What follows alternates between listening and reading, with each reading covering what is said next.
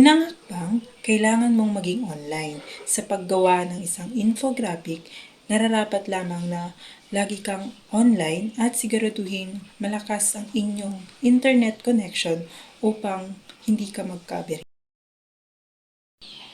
Ikalawa, hanapin ang Canva, Vismen, Venage para sa paggawa ng iyong infographic.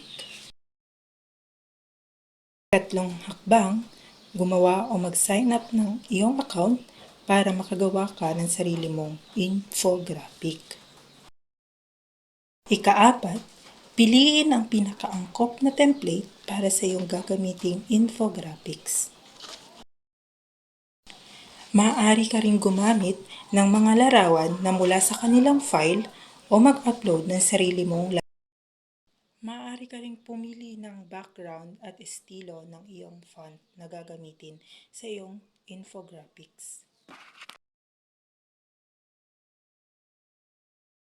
Maaari mong baguhin ang mga kulay ng mga kahon at teksto upang umangkop sa iyong estilo at madagdag ng mga napakamanghang filter upang madagdagan ang likas na talino ng iyong gagawing infographics.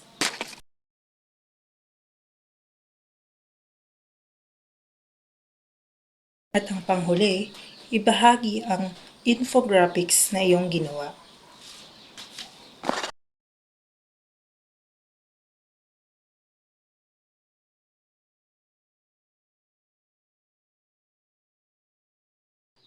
At yan ang mga hakbang sa pagbuo ng iyong sariling infographics.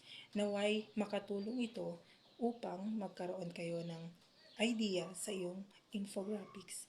Yun lamang at maraming salamat.